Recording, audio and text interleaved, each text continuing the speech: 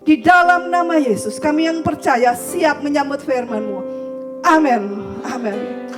Amin. Haleluya. Selamat pagi, selamat siang ya. Puji Tuhan, saya menyambut Bapak Ibu yang sudah hadir pada siang hari ini. Terima kasih buat para WL, singers, musik, dan semuanya. Hari ini ibadah ya yang luar biasa. Saya merasakan hadirat Tuhan yang begitu kuat. Amin. Saya kasih judul ya khotbah pada pagi hari ini. Christianity. Saya bingung cari judul. Tuhan, aku kasih judul apa ya? Kayaknya semua melebar gitu, dan saya mengerti ya bahwa saya harus memberi judul yaitu tentang kekristenan. Bapak Ibu, sekali lagi saya mohon ya, Bapak Ibu apalagi pemuda remaja ya yang sudah hadir pada pagi hari ini, anak-anak muda. Siapkan waktumu untuk menghormati Tuhan. Amin. Sekali lagi saya tekankan. Kenapa? Karena engkau kalau tidak menghormati Tuhan di dalam ibadah seperti ini, lebih-lebih di rumahmu engkau tidak akan menghormati Tuhan. Bisa katakan amin? Kalau di dalam ibadah seperti ini engkau tidak tahu menghormati Bapamu yang di sorga, Raja di atas segala raja. Apalagi di rumahmu engkau tidak akan mungkin menghormati dia. Seorang anak kalau dia kurang ngajar kepada orang tuanya di hadapan banyak orang, apalagi di dalam rumah, dia akan lebih kurang ngajar lagi. Tetapi seorang anak yang sopan, yang tahu menghormati orang tua di depan umum, apalagi di rumah. Atau sebaliknya, kalau di rumah dia sudah tahu menghormati, apalagi di tempat umum, dia akan sangat menghormati orang tua. Sekali lagi, Bapak Ibu, kita hormati apa yang kita lakukan di sini. Kita tahu ya, waktu kita di sekolah, di Keris, ada satu pelajaran yang mengajarkan bahwa ketika sesuatu itu, apa yang kita lahirkan, itu lahir dari janji. Kan ada Abraham melahirkan 2 anak, yaitu anak dari janji Tuhan, yaitu Ishak. Dan yang kedua adalah Ismail, lahir dari kedagingan, keinginan sendiri. Yang saya mau katakan pada pagi hari ini, apa yang kita buat ini lahir dari hati Tuhan. Apa yang kita bangun di sini lahir dari hati Tuhan. Itu sebabnya kita harus menghormati Tuhan. Amin. Menghormati Dia di dalam setiap ibadah pertemuan. Kalau kita sudah tidak menghormati Tuhan, buat apa ada acara seperti ini? Ya. Tetapi kalau kita tahu menghormati Tuhan, ketika Tuhan melihat kita juga respect terhadap Dia. Apakah seorang bapa ketika melihat anaknya manis-manis? Saudara, firman Tuhan berkata, ketika kita masih berdosa, Dia sudah mau mati buat kita. Ketika kita durhaka, ketika kita kurang ngajar, Dia mau mati buat kita. Apalagi kalau kita anak yang sopan, yang tahu menghormati Tuhan. Amin. Pada pagi hari ini saya percaya kita adalah anak-anak yang dikasihi Tuhan. Anak-anak yang manis-manis ya. Saya berbicara tentang kekristenan, Christianity. Saya melihat kekristenan itu terlalu bias ya. Saya juga menjalani kehidupan kekristenan. Ada pasang surut, ada saat saya bisa melihat Tuhan yang terlalu ajaib. Tapi ada saat saya melihat kehidupan ini terlalu biasa-biasa. Ya, dari masa muda saya dekat sama Tuhan, saya melihat Dia begitu ajaib. Tetapi ada kalanya juga saya melihat kok kehidupan ini kekristenan dengan bukan orang Kristen sama aja ya, menjalani kehidupan yang sama aja. Bahkan akhirnya kekristenan itu kita menjadikan satu rutinitas untuk datang beribadah saja. Kalau enggak beribadah, rasanya hati tertuduh. Ya sudah datang aja. Kalau sudah datang hati tidak tertuju. Aduh, cuma sampai di situ. Hati tidak tertuduh kalau sudah datang. Ada yang merasa seperti itu. Kita harus punya hati yang tertuduh kalau saya tidak menghormati Tuhan. Kalau saya tidak bertemu dengan Tuhan di dalam ibadah. Kalau saya tidak merasakan Tuhan, mengalami Tuhan. Kita harus tertuduh. Amin. Sebenarnya Allah itu maha kasih, dia gak mau tuduh-tuduh kita. Dia bukan Allah yang mengintimidasi. Maksudnya kalau kita melayani perasaan yang tertuduh, jangan cuma sampai kehadiran ya saudara. Kita harus melangkah lebih dalam lagi dengan Tuhan, amin. Nah, ketika saya melihat kekristenan yang begitu bias ini, yang akhirnya ketika kita cuma sampai pada menghadiri rutinitas ibadah, kekristenan menjadi tidak berdampak. Kekristenan itu menjadi biasa-biasa. Bahkan pada satu titik orang-orang akan merasa apa? Bosan di dalam ibadah. Saya pergi ke Australia, saya melihat banyak gereja yang tutup, dijual. Kenapa? Karena kekristenan tidak lagi memberi dampak. Apa yang salah? Yang salah sebenarnya bukan kekristenan itu sendiri. Tetapi mindset kita, ketidaktahuan akan kebenaran. Itu sebabnya saya memberikan judul pada pagi hari ini. Kekristenan, apakah kekristenan itu?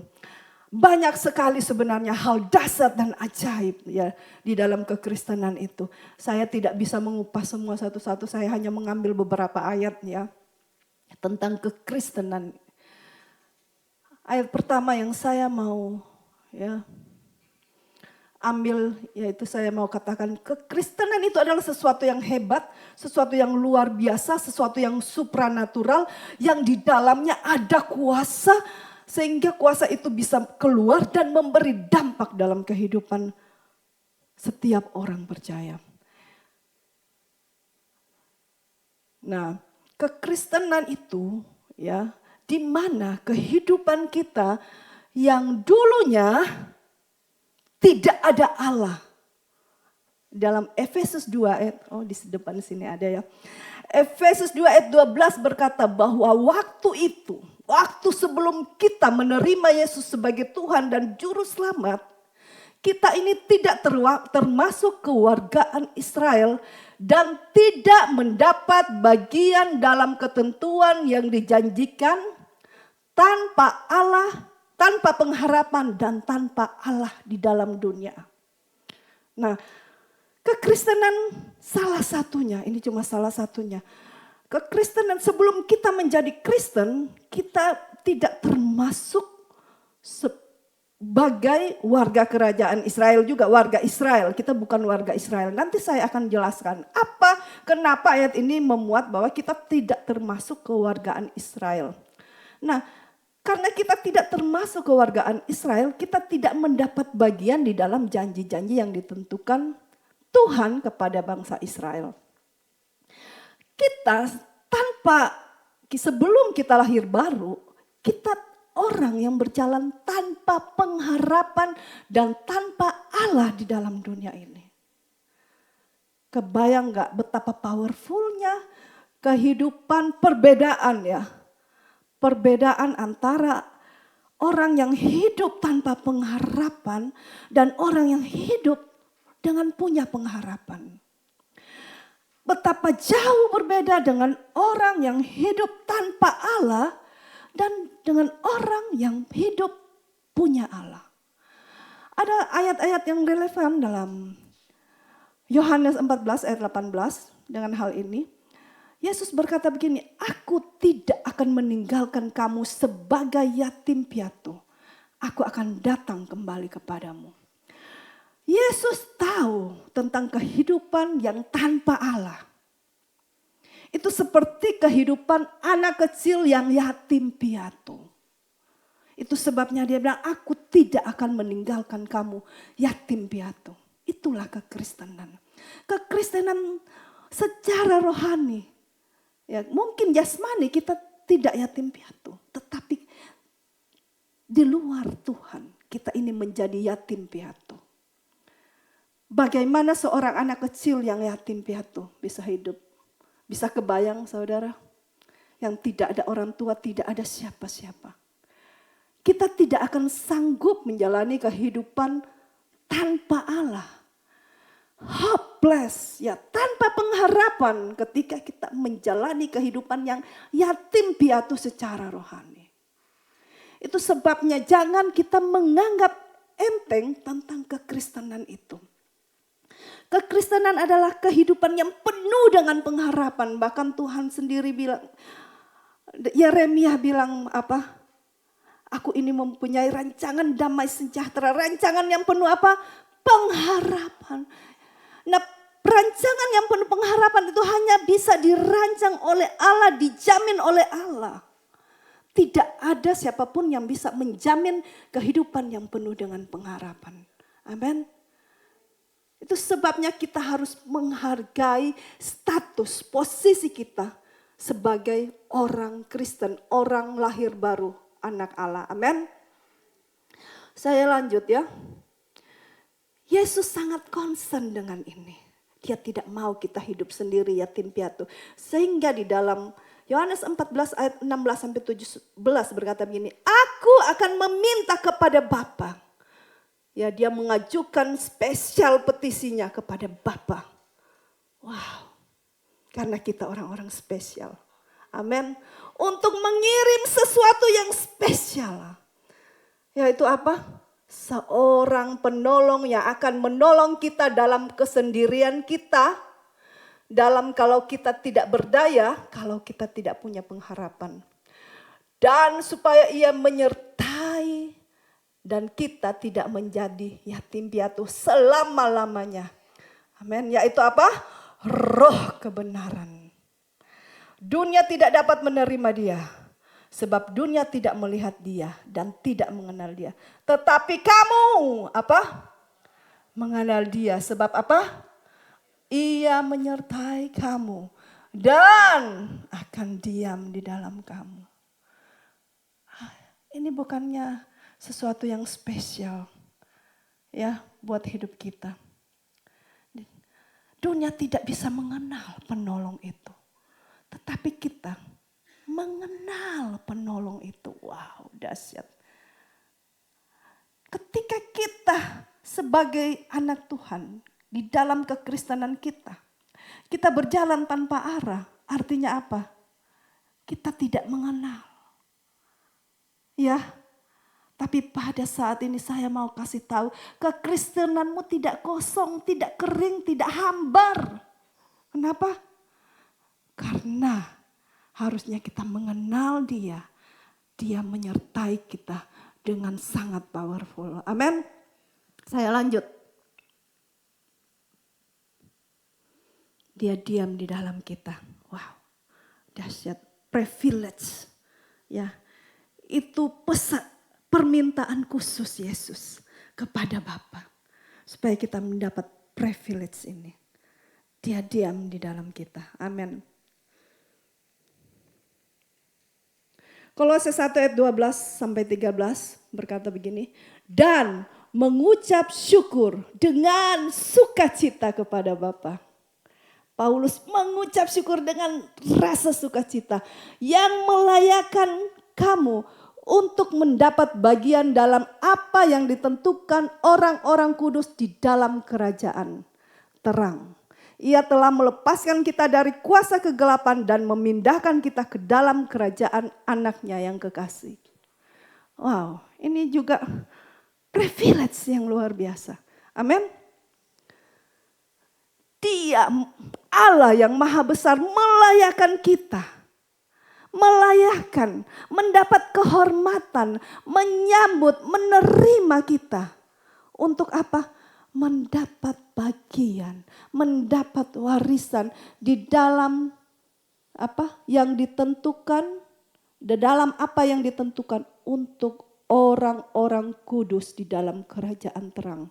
Kita mendapat posisi orang kudus dan menerima bagian warisan orang-orang kudus. Wow.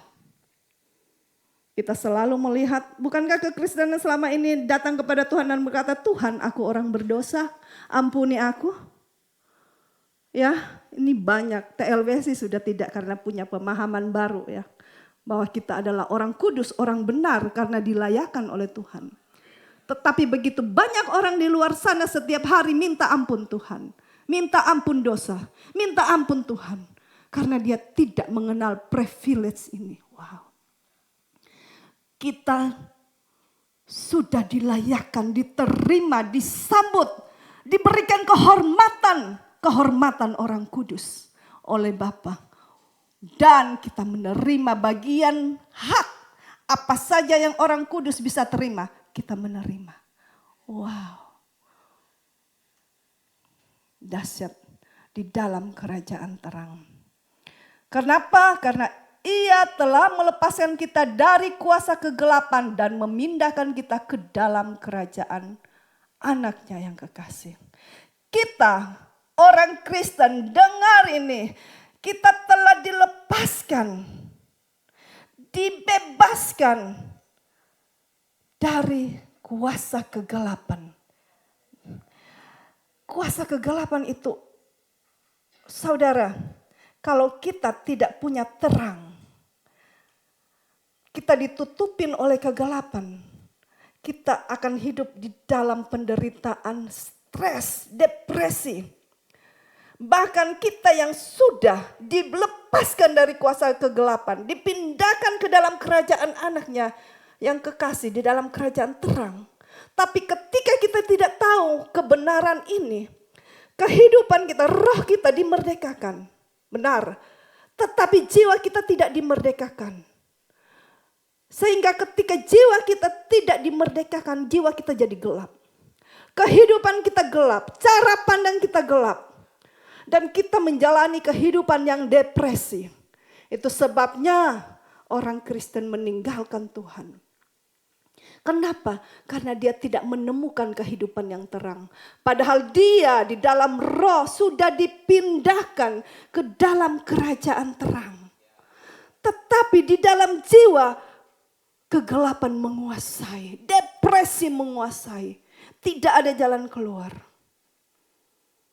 Sehingga orang-orang hidup tanpa pengharapan. Berapa banyak yang hidup tanpa pengharapan? Ketika depresi menguasai pikiran dan ketika dia konseling kepada Bapak Ibu, ya, ketika seorang yang jiwanya penuh dengan kegelapan konseling sama Bapak Ibu pasti pusing melihatnya. Tidak sanggup. Kenapa? Karena kita tidak sanggup mengusir kegelapan di dalam jiwa orang itu. Dia harus mengambil kebenaran ini dan mengusir kegelapan di dalam jiwanya. Amin. Kalau kita punya terang di dalam jiwa kita, di jalan-jalan hidup kita, apa saja kita bisa lihat ya kalau terang. Kalau suruh matiin ini ya Jakarta ini jadi kegelapan, saudara, kita akan kurung di rumah saja ya, di dalam kamar, nggak tahu mau kemana aja nyangkut ya. Bukankah begitu kehidupan kekristenan banyak kali? Apa saja yang dilakukan nyangkut, nabrak ya, tersinggung, kesel, marah, kepahitan. Itu jiwa yang penuh dengan kegelapan. Saudara, engkau sudah dimerdekakan dari kegelapan. Hiduplah merdeka ya. Karena di sini dia telah melepaskan kita. Kita punya kemerdekaan itu. Nanti saya akan kasih tahu ya satu hukum setelah habis ini ya. Ya lanjut ya. Ayat berikutnya Yohanes 1 ayat 12 sampai 13 berkata begini. Tetapi semua orang yang menerimanya, yaitu kita yang telah menerima Yesus sebagai Tuhan dan Juru Selamat, diberinya kuasa supaya menjadi anak-anak Allah, yaitu mereka yang percaya dalam namanya. Orang yang percaya dalam namanya ini dikatakan dalam ayat 13 adalah orang-orang yang diperandakan, dilahirkan bukan dari darah atau dari daging. Dan bukan juga dari keinginan jasmani seorang laki-laki. Melainkan apa? Lahir dari Allah. Kekristenan kita adalah satu identitas sebagai anak Allah. Ingat ini. Kita dilahirkan lagi sebagai anak Allah. Anda dan saya, kalau kita bukan anak Allah, maaf saya akan katakan, jahat sekali mungkin, kita anak setan, anak iblis. Benar? Wow. Jadi kalau kita menganggap kekristenan itu biasa-biasa saja, sayang saudara, kita tidak mengambil keuntungan dari kekristenan ini. Padahal kita sudah dijadikan anak oleh Allah pencipta semesta alam. Oleh Raja di atas segala raja, dokter di atas segala dokter. Apalagi namanya penasihat ajaib Allah yang perkasa. Raja damai.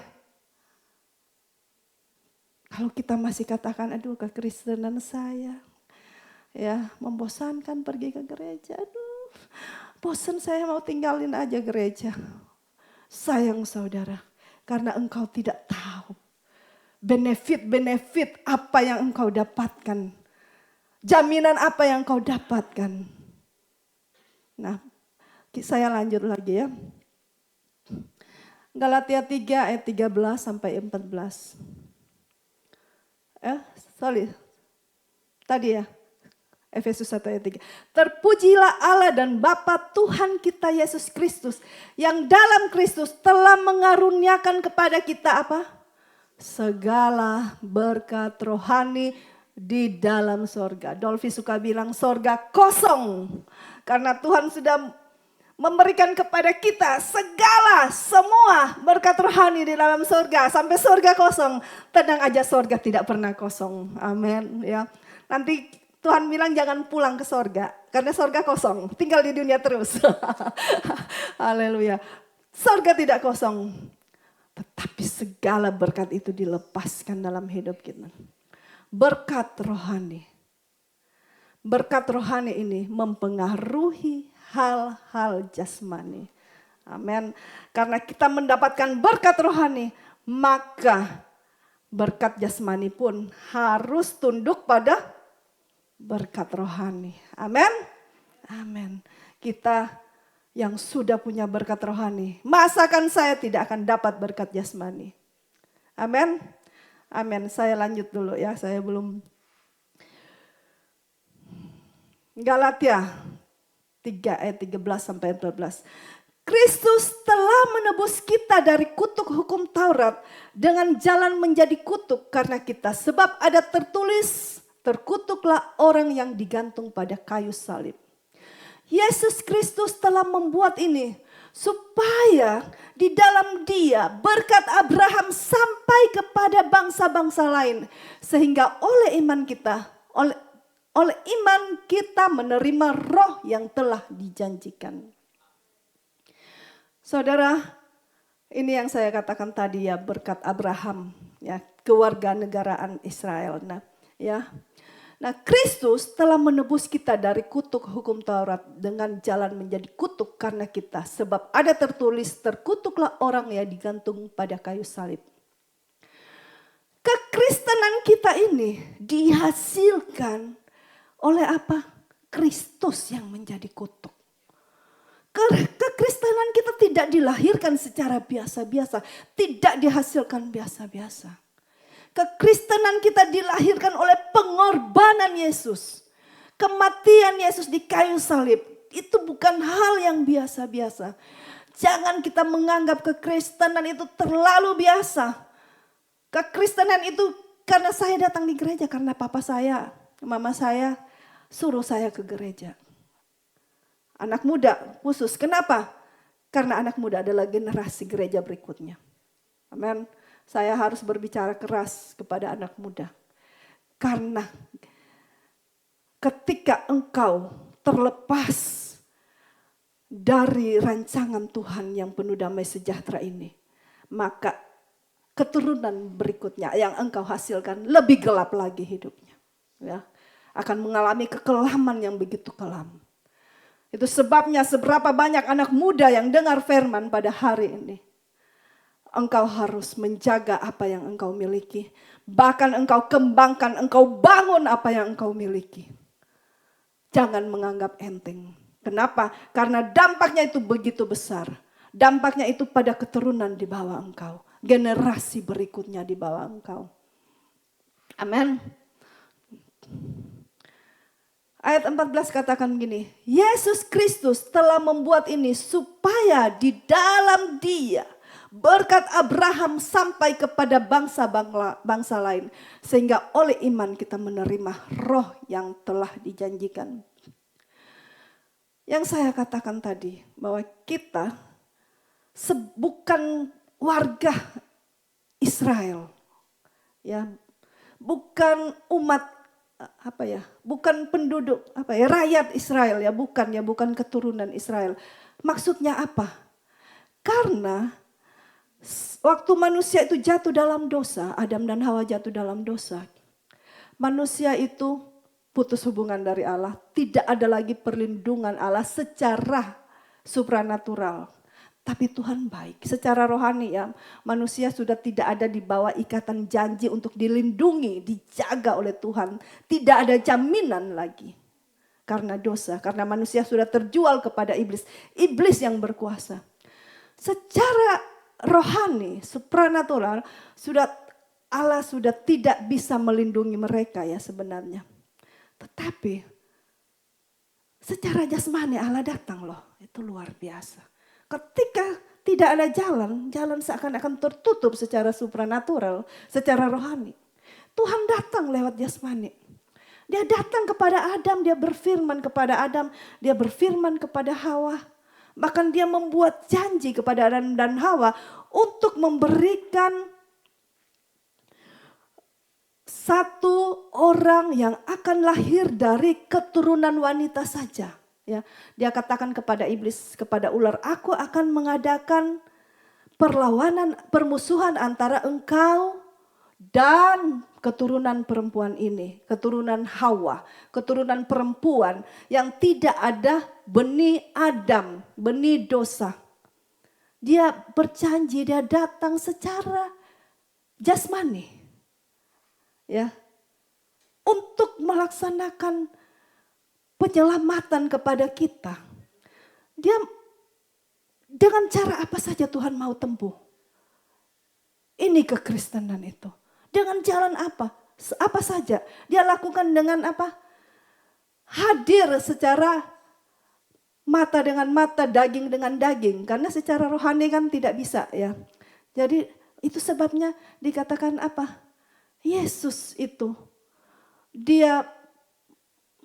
Saya lupa ayat tepatnya karena saya memang tidak menyusun ini ya. Dia menggunakan daging, memakai daging untuk merasakan kelemahan kita. Untuk nanti hasil rohani kita dimerdekakan.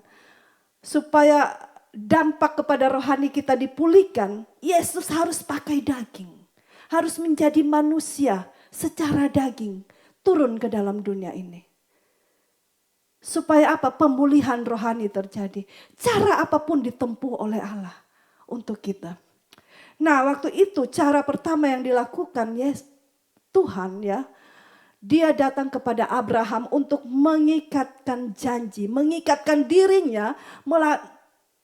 Dia mengadakan satu perjanjian dengan Abraham. Dia akan melindungi dan menjaga Abraham dan semua yang lahir dari Abraham. Khususnya Ishak ya. Makanya tadi saya bicara tentang anak janji dan anak daging ya. Dia mengikat perjanjian dengan Abraham, Ishak dan Yakub dan bangsa Israel. Dia akan melindungi secara rohani dan memberikan berkat-berkat rohani. Itu sebabnya kita yang tidak termasuk dalam kewargaan Israel. Tetapi Tuhan memberikan kita berkat-berkat orang Israel, berkat Abraham. Kenapa? Karena Tuhan itu mengikat janji hanya kepada Abraham, Ishak dan Yakub, kepada orang Israel.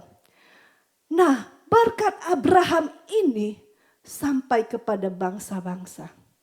Tahu apa berkat Abraham yang terbesar? Berkat Abraham yang terbesar adalah Yesus. Yesus sampai kepada kita. Berkat Abraham yang terbesar bukan berkat jasmani. Tetapi berkat Abraham yang terbesar adalah berkat rohani. Yang tadi sudah saya bahas dari awal. Itu berkat terbesar dari Abraham. Kita tidak akan mendapatkan berkat Abraham. Mungkin tanahnya dia ya, tanah perjanjian kita tidak dapat. Tetapi Yesus kita dapat. Amin. Itu berkat Abraham itu sampai ke bangsa-bangsa. Berkat rohani itu sampai kepada kita. Apa yang hilang di Taman Eden, yaitu berkat rohani.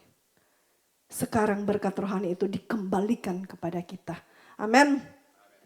Saya lanjut. Nah, kita sudah dilahirkan kembali. Kita sudah memiliki pengharapan. Kita sudah memiliki Allah. Ya. Kita dilahirkan kembali dari benih yang tidak fana oleh firman Allah. Kita memiliki hidup yang kekal. Ya, amin. Nah, kita telah menerima semua berkat-berkat kekristenan itu. Apa yang Yesus lakukan di kayu salib. Sudah kita terima. Tetapi saya mau katakan satu hal. Ketika kita menerima semua itu. Bos di kantor masih pemarah buat kita. Siapa yang punya bos di kantor? Masalah masih datang dalam hidup kita. Benar? Ketika orang Israel ya dibebaskan dari Mesir. Mereka dibebaskan dengan kuasa Allah. Dengan satu tujuan untuk masuk ke tanah Kanaan. Amin.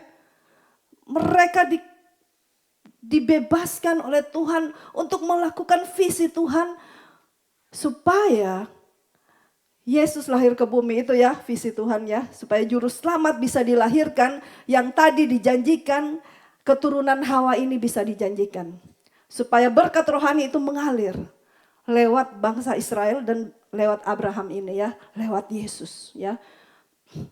Mereka membawa visi yang besar dari Tuhan, benar? Visi ini terlalu ajaib dan luar biasa, terlalu besar, melebihi proyek apapun di dunia ini. Benar? Ketika mereka dibebaskan dari Mesir, padang gurunnya berubah enggak? Enggak. Padahal mereka bawa visi yang sangat wow. Tidak ada visi yang lebih besar di dalam dunia ini selain visi yang dibawa oleh proyek yang lebih besar. Selain proyek yang dibawa oleh bangsa ini ketika keluar dari Mesir. Keluar dari penjajahan. Tetapi saya katakan, padang gurun tetap menjadi padang gurun yang besar, gersang. Amin. Padang gurun tetap panas, terik.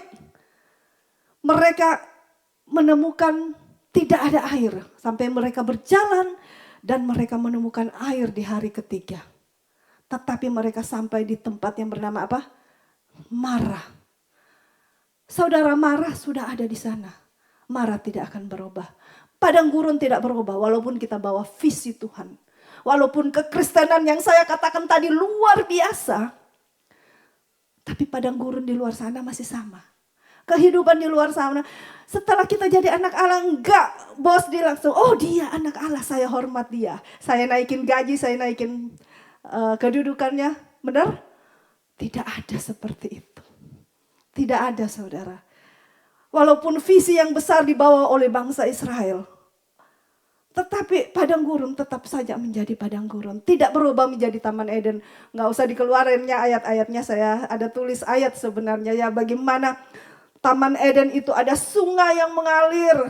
4 sungai Pison dan ya. Ya saya udah gak mau hafal semua, nanti semua kacau dalam pikiran saya. Bapak Ibu hafal, puji Tuhan, luar biasa. Padang gurun tidak berubah, padang gurun tetap gersang. Mereka lewatin jalan. Gak ada orang-orang yang menyiapkan air. Karena mereka spesial, bangsa yang terpilih. Mereka bawa visi yang besar, no. Mereka menemukan air, tapi dikatakan apa? Airnya pahit. Air yang pahit tetap pahit, saudara, walaupun kita bilang saya anak Allah, air itu akan tetap pahit, ya. Saya membawa visi yang besar, air itu akan tetap pahit. Artinya apa, saudara? Walaupun kita sebagai anak Allah menerima semua berkat rohani, Tuhan tidak merubah jasmanimu. Tuhan tidak merubah hal-hal jasmanimu. Nanti saya lanjut ya, jawabannya juga ada ya. Hal-hal jasmani yang kita dapati sehari-hari akan biasa-biasa saja. Kadang kita sudah melihat seperti bangsa Israel. Air, haus, wow, pas diminum pahit. Kita melihat opportunity pas kita masuk, sepertinya pahit. Kita kadang-kadang mengalami hal yang sama.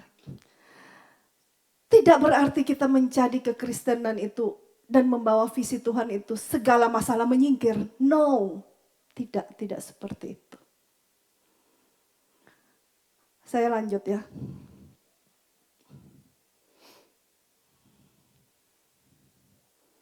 Kelahiran baru kita tidak mengubah situasi kita.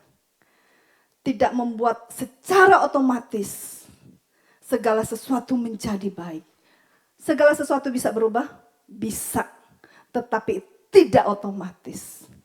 Kita yang punya privilege, keistimewaan, pasti akan mendapatkan keistimewaan dalam hidup. Mana mungkin orang yang diistimewakan tidak akan mendapatkan keistimewaan. Tetapi itu tidak terjadi otomatis. Ketika orang Israel di padang gurun, mereka menemukan air pahit. Air itu bisa dirubah untuk jadi manis. Amin. Bisa. Situasi Anda bisa dirubah, bisa. Tidak ada yang mustahil bagi orang yang percaya. Itu janji Tuhan buat kita. Itu privilege-nya kita. Itu kita diistimewakan oleh Tuhan. Amin. Saya akan baca.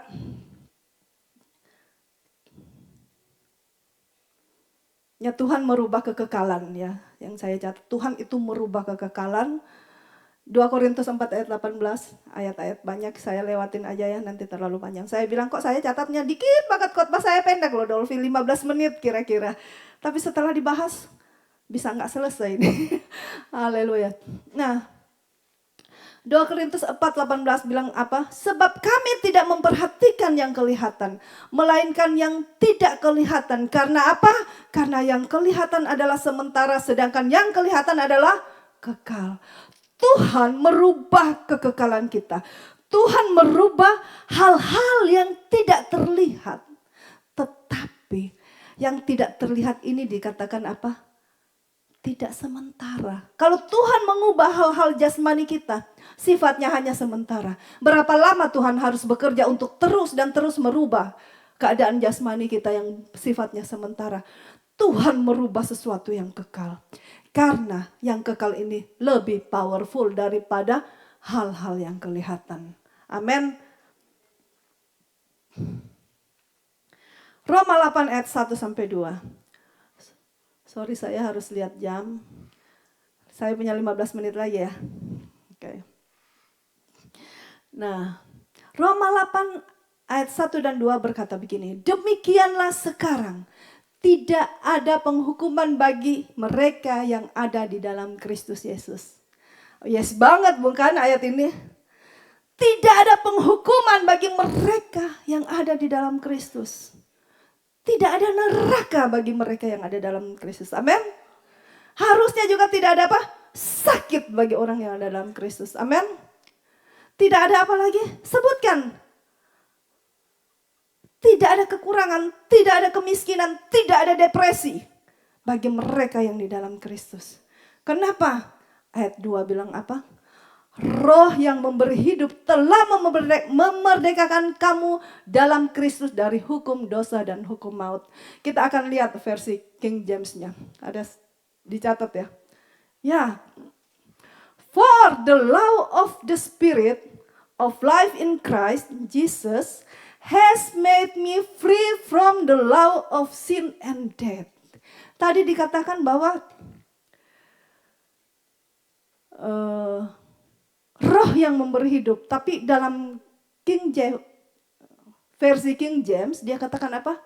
Sebab hukum roh yang memberi kehidupan di dalam Kristus Yesus telah memerdekakan aku dari hukum dosa dan maut. Saudara, kita melihat di sini tidak ada penghukuman karena kita sudah dimerdekakan dari hukum dosa dan maut. Kita dimerdekakan itu sebabnya tidak ada penghukuman buat kita karena kita sudah dimerdekakan dari hukum atau aturan-aturan dosa dan maut. Nah, dikatakan sini apa? For the law. Ya, sebab hukum. Ya, kita dimerdekakan itu karena ada satu hukum. Yang dikatakan di sini adalah hukum roh. Wah. Saudara, kalau banyak sekali ya jemaat TLWS ini yang sudah sekolah hukum sekarang ya. Banyak ada pastor imam ya. Segala sesuatu harus berhubungan dengan hukum. Benar? Segala sesuatu harus berhubungan dengan aturan ya, prinsip-prinsip di dalam hukum itu.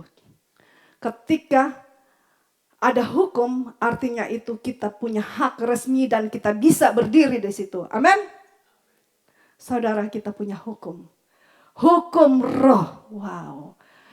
Jadi ketika kita sementara mempercayai sakit penyakit kita harus pergi dari tubuh kita. Karena bilur-bilur Yesus sudah menyembuhkan. Karena kita sudah dimerdekakan dari dosa dan maut yang buahnya adalah sakit penyakit. Kita hanya bisa katakan apa kepada iblis? Saya punya hukum roh. Amin. Saya punya hukum roh. Saya punya. Hukum itu adalah sesuatu yang biasanya tertulis, sah, dan tidak bisa dibantah. Saudara, selama ini kadang-kadang kita beriman sesuatu tetapi kita lemah di dalam iman kita. Kita punya sesuatu yang kuat dan dahsyat. Yaitu apa? Kita punya hukum roh. Wah. Ketika engkau sedang menghadapi satu masalah, kau katakan ayat firman. Contoh bahwa segala sesuatu bekerja untuk mendatangkan kebaikan buat saya. Ya. Segala sesuatu bekerja untuk mendatangkan kebaikan. Tapi ketika kita tidak yakin, kita bisa berdiri di dalam ayat ini. Saya punya hukum dan itu adalah kebenaran, itu adalah hukum roh. Jadi saya harus menerima karena itu tertulis, tercatat dengan darah Yesus. Amin. Oh, saya mendapatkan pewahyuan ini. Saya terkagum-kagum dengan Tuhan. Dengan apa yang dia berikan, privilege yang dia berikan. Saya bisa berdiri di hukum ini. Saudara, ketika kita mengajukan di dalam pengadilan ya, untuk dinyatakan bersalah dan apa. Tapi kalau seluruh hukum membenarkan kita. Dan hukum itu tertulis, tidak ada yang bisa melawan kita. Amin. Wow, kita bisa berdiri di hukum ini. Amin. Kalau engkau mau dinyatakan bersalah, tetapi ketika engkau bawa, nih buktinya, ini hukumnya, ini sudah tertulis. Tercatat. Siapa yang bisa menggugat? Tidak ada. Iblis tidak bisa menggugat kemerdekaanmu. Amin. Jadi saya sekarang jadi ngerti untuk beriman sekarang. Saya jadi ngerti untuk berdiri teguh di dalam iman saya. Apa? Karena hukum roh itu lebih tinggi dari hukum apapun di dalam dunia ini. Bahkan lebih tinggi dari apa?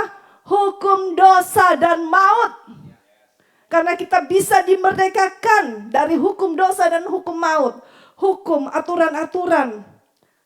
Ya, apa yang harus kita petik dari hukum ya, kita tahu ya hukum tabur tuai, apa yang kita harus petik dari apa yang kita tabur. Dan banyak hukum lain yang bekerja di dalam dunia ini. Bisa dikalahkan dengan apa? Hukum roh. Amin. Itu bisa mengubah segala sesuatu dalam hidup kita. Hukum itu lebih tinggi. Ya. Dan ketika hukum ini lebih tinggi dari hukum dosa, hukum maut, dan hukum yang ada di dalam dunia ini. Itu akan membawa engkau memiliki otoritas yang lebih tinggi. Membawa engkau naik lebih tinggi lagi. Saya meminta pewahyuan buat kita semua. Kenapa? Karena kalau kita memiliki pewahyuan ini. Kita seperti Yesaya 60 bilang bahwa kita akan menjadi bangkit, menjadi terang. Dan kegelapan menutupi bangsa-bangsa. Tetapi terang Tuhan terbit dalam hidup kita. Amin. Kita adalah generasi yang akan membawa terang Tuhan ini. Pewahyuan Tuhan itu akan seperti rembang tengah hari. Akan menjadi terang benderang sampai tidak ada bayangan dalam hidup kita. Saya memperkatakan ini kepada semua kita yang hadir. Supaya kita punya pewahyuan yang membuat segala sesuatu itu terang benderang. Sehingga tidak ada yang ditutupi dari hidup kita. Tidak ada lagi kebohongan yang bisa ditipu. Kita semua tidak bisa ditipu lagi oleh iblis. Karena kita mengetahui kebenaran yang sesungguhnya. Kita dapat berdiri teguh. Di atas hukum ini, hukum roh yang lebih tinggi dari apapun. Saya masih panjang sebenarnya. Ada satu lagi saya mau tambahkan sedikit saja ya. Saudara, ketika di padang gurun, hanya Musa yang punya tongkat. Benar? Itu sebabnya orang Israel akan berseru-seru, Musa, Musa, Musa. Ya, hanya Musa yang bisa menyelesaikan segala sesuatu di padang gurun. Diberikan kuasa di bawah kuasa Musa. Semua harus tunduk di bawah otoritas, di bawah komando Musa. Benar? Laut bisa dibelah. Tuhan tidak akan membelah laut. Saya mau katakan kepada kita semua ya pada saat ini. Tuhan tidak akan menyelesaikan masalahmu sampai kapanpun. Kenapa? Karena otoritas itu sudah diberikan kepada kita semua. Tuhan tidak akan membelah laut sampai Tuhan mungkin akan katakan kepada Musa, Musa, kenapa kamu teriak-teriak? Otoritas sudah diberikan kepada kamu, apa di tanganmu? Belah laut. Saya mau katakan Tuhan tidak akan belah laut sampai kapanpun. Tuhan tidak akan merubah padang gurun menjadi taman Eden, menjadi banyak pohon, tidak. Begitu juga dengan hidupmu. Dulu mungkin di padang gurun hanya Musa yang diberikan tongkat. Tetapi kita tadi diberikan supaya kita menerima roh, menerima kuasa dan itu tinggal di dalam kita. Kita harus menyelesaikan masalah kita masing-masing. Jangan teriak-teriak sama Tuhan. Karena ketika engkau teriak-teriak dan cuma berdoa, maaf. Tidak akan ada apa-apa yang terjadi dalam hidupmu.